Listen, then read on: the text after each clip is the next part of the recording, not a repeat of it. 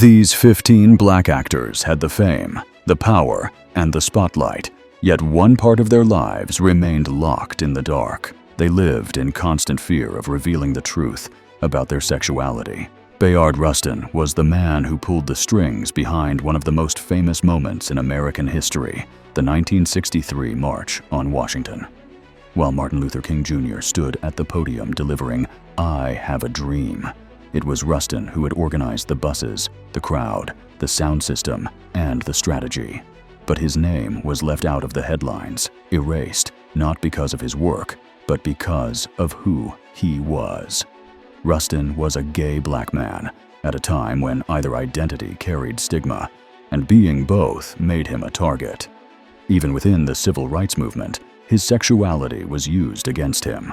Rivals threatened to expose him, allies asked him to step back, and he was arrested more than once, not for protests, but simply for being gay. Yet he never quit. Rustin believed that justice wasn't something you could fight for halfway. If freedom was real, it had to be for everyone. That conviction carried him through years of silence and hostility. His private life was as unconventional as his public one. In 1982, decades before gay marriage was legal, he adopted his partner, Walter Nagel, as his son, so they could share legal rights as a couple. It was a loophole that said more about America's cruelty than their love. Rustin died in 1987. His contributions still hidden in the shadows.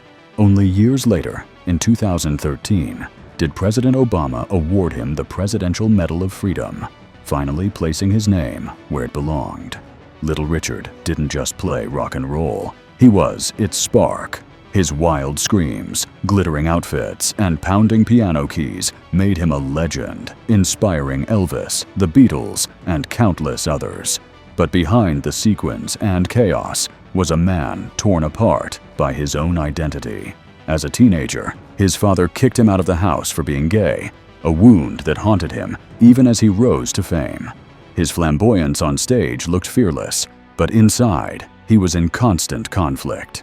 Throughout his life, Richard shifted his story about who he was. In the 80s, he admitted he'd always been gay, then, years later, rejected it, saying God had shown him it was wrong. By the mid-90s, he said the opposite again, declaring he had always been gay and that God was love, not hate. In 2012, he even called himself omnisexual, attracted to people regardless of gender. His identity seemed to swing like a pendulum, not because he was confused, but because he was trying to survive between two worlds that demanded he choose. That lifelong tug-of-war made him both brilliant and tragic. Richard's faith told him he couldn't embrace his sexuality, while his sexuality was the very thing that fueled his bold, revolutionary art. When he died in 2020, tributes hailed his music and influence, but many overlooked the personal torment that followed him until the end. His story is proof that even the king of rock and roll could never escape the battle between self and society. Howard Rollins was one of those rare actors who seemed destined for greatness. He broke through in Ragtime and later starred in the hit TV series In the Heat of the Night, playing roles that made him a household name. But off-screen, he was living a life that Hollywood refused to accept. Rollins was a closeted gay man, seen in clubs and private circles, yet he never admitted it publicly. In an industry where black actors already struggled for space, being open about his sexuality would have meant career suicide. The pressure of hiding who he was didn't come without consequences. Rollins battled addiction to drugs and alcohol, problems that only deepened as he tried to keep his personal truth locked away. His struggles eventually spilled into his career. He was written off his hit show, and Hollywood, quick to punish, turned its back on him. Behind the fame, he carried the weight of silence and the pain of knowing that his authentic self was something the world wasn't ready to see. By the mid-90s, his health had collapsed. Rollins was diagnosed with AIDS-related lymphoma, a disease that carried enormous stigma at the time. He died in 1996, at just 46 years old, with his sexuality only openly acknowledged after his death. What remains is a story of a man whose talent should have defined him, but whose truth was buried until it was too late. Richard Bruce Nugent wasn't just an artist. He was a rebel who refused to play by anyone's rules. In the 1920s and 30s, while most of his peers in the Harlem Renaissance kept their queerness under wraps, Nugent lived openly as a gay man. He was stylish, unapologetic, and made no effort to tone himself down for the comfort of others. At a time when being both black and gay meant risking your reputation and even your safety, his boldness set him apart. His most famous work, Smoke, Lilies, and Jade, published in 1926, was groundbreaking. It was one of the first pieces of black literature to openly describe same-sex love, with dreamy, poetic language that captured desire in a way no one had dared before. The story shocked critics and publishers who tried to punish Nugent by denying him opportunities. But he refused to be silenced, continuing to write, paint, and live his truth, while others chose secrecy. That defiance made him decades ahead of his time. Nugent's life wasn't easy. He paid a price for his openness, but his bravery cracked open a door for others. While history celebrated his peers like Langston Hughes or Zora Neale Hurston, Nugent carved his own path, proving that art could tell queer stories long before society was ready to hear them. His legacy is a reminder that being honest in the face of erasure is a revolution in itself. Sammy Davis Jr. was the kind of performer who could do it all: sing, dance, act, and light up any stage with his charm.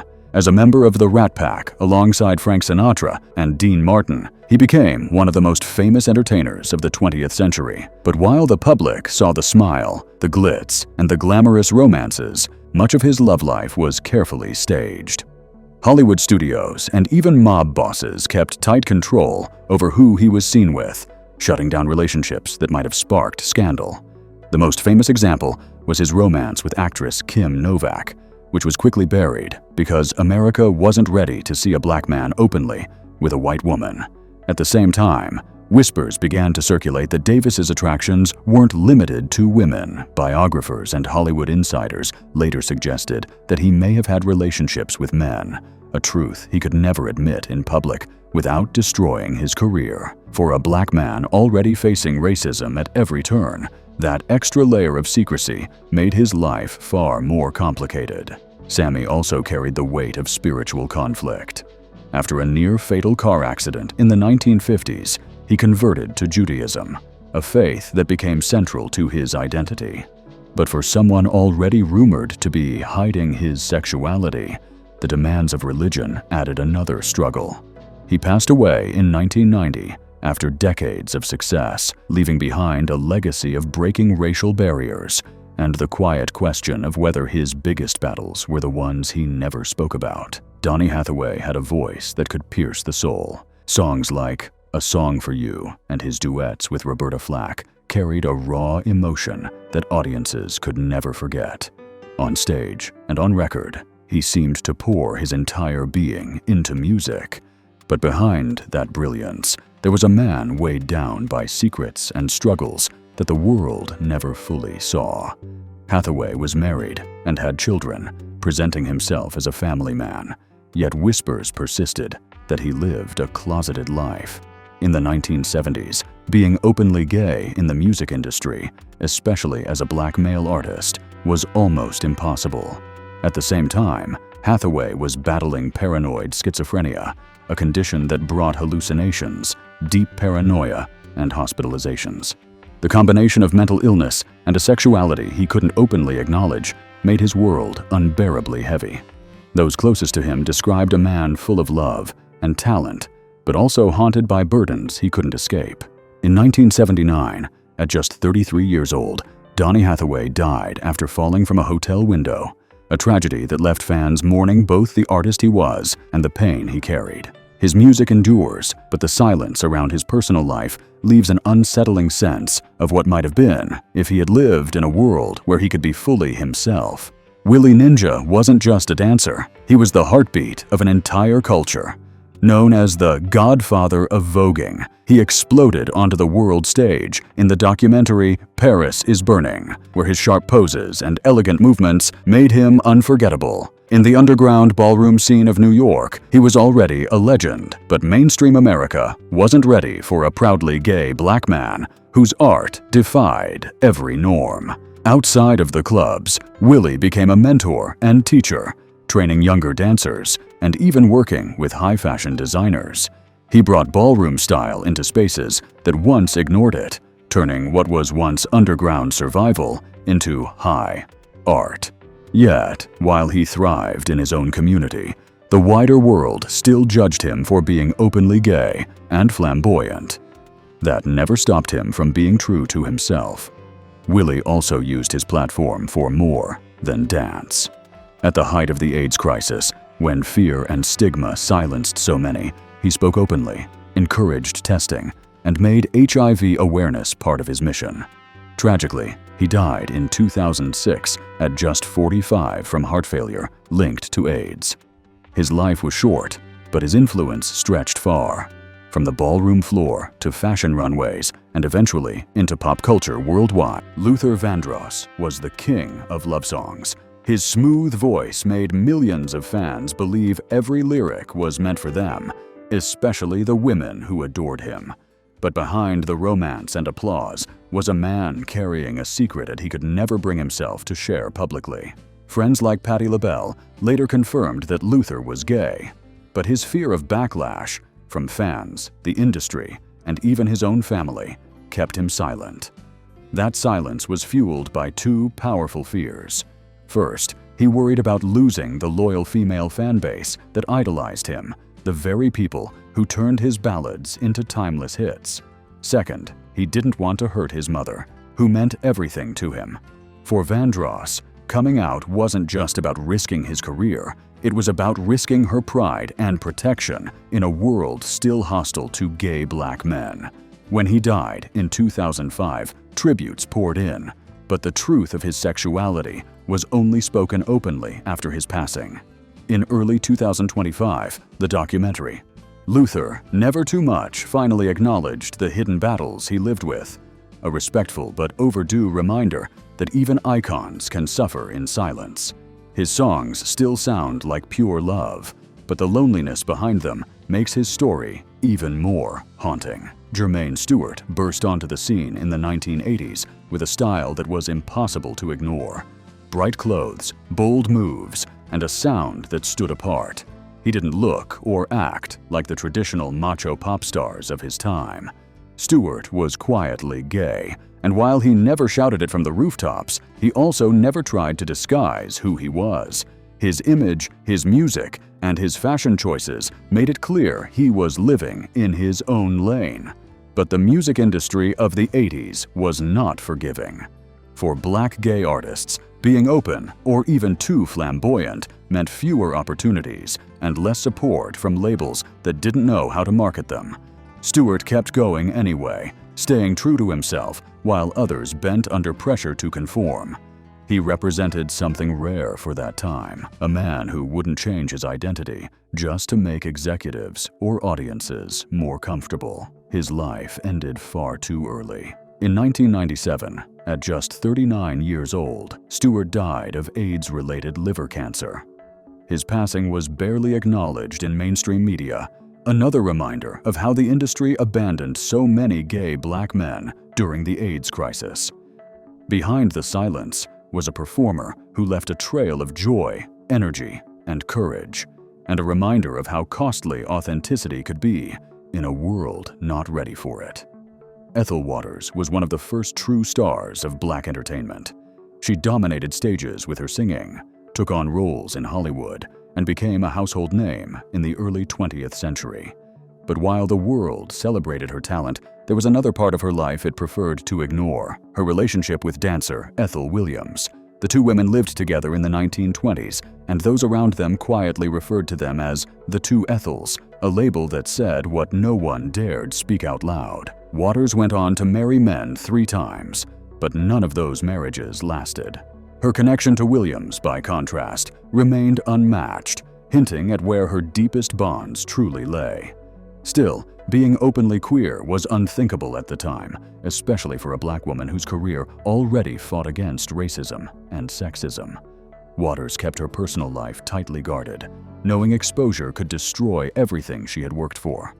Later in life, she turned to religion, joining evangelist Billy Graham's crusades and touring with gospel music. That new identity erased the whispers of her past, burying her queer history under layers of faith and performance. Yet, within LGBTQ communities, Waters remained a symbol, a reminder that even in eras of silence, love stories existed, just hidden between the lines. Alvin Ailey changed the world of dance forever.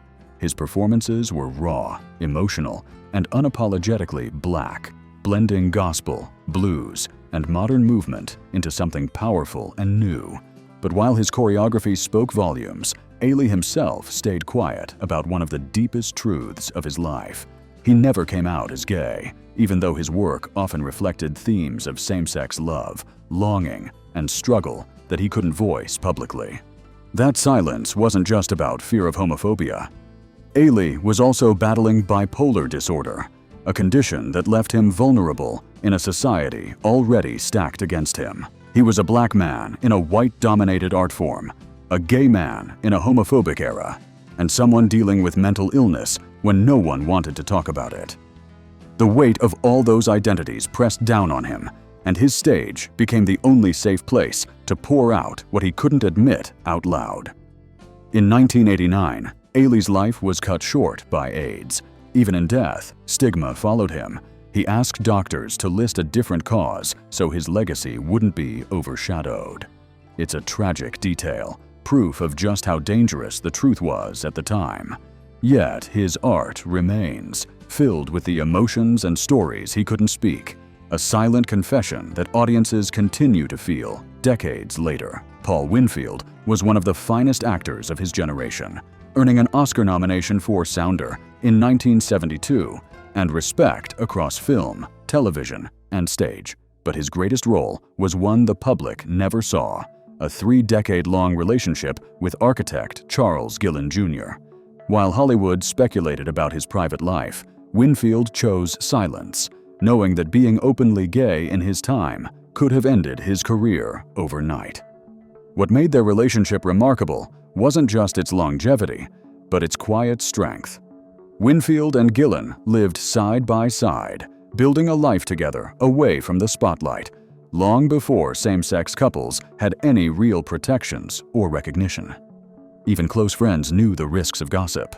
Cicely Tyson, his Sounder co-star, once sheltered him from the industry's judgment after he confided in her about his sexuality.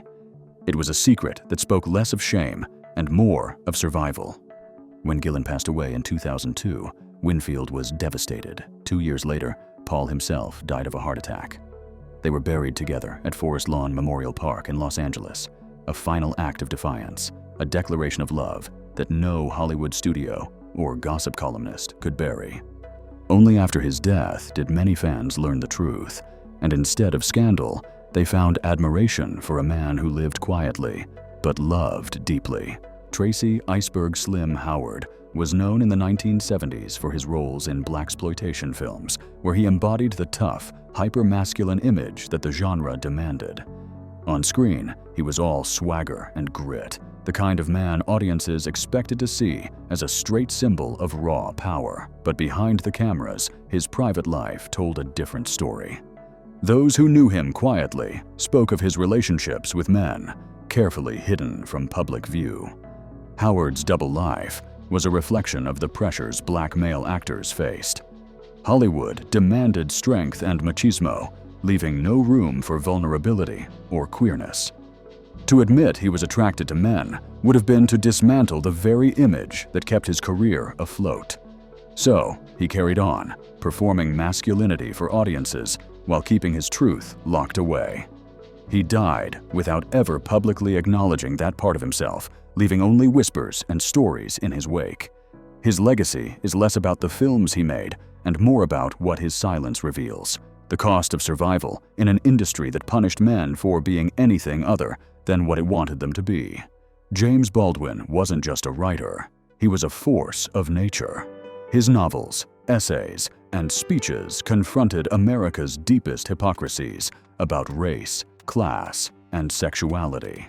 In 1956, he published Giovanni's Room, a novel about a man's love for another man, at a time when such a story was nearly unthinkable, especially from a black author.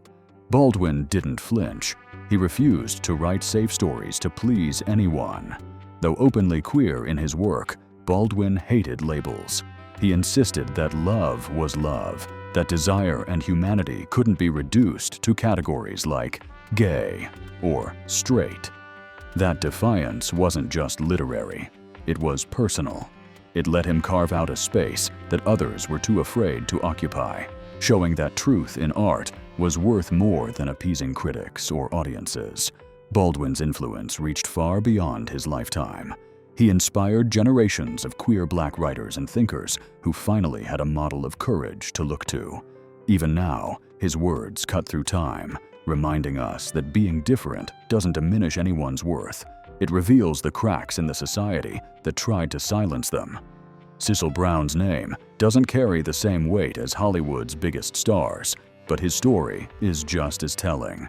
A mid-century actor who worked in stage and smaller film roles, Brown lived in an era when being both black and gay meant near-total erasure. Rumors swirled about his romances with men, but none were ever acknowledged publicly. He stayed silent, knowing that exposure would mean the end of whatever career he had. For Brown, the silence wasn't about pride or shame. It was survival. In an industry already hostile to black performers, there was no room to live authentically as a queer man. Every decision he made was about staying invisible, blending in, and avoiding the spotlight on his personal life. The cost of that invisibility was that his name never broke through, his work overshadowed by the need to stay hidden. He died with whispers still surrounding him, his truth never spoken out loud. Brown's story reflects the double invisibility of queer black men in Hollywood's golden age, erased both for their race and for their sexuality. His life stands as a quiet but devastating reminder of how many voices were muted before the world was ready to hear them.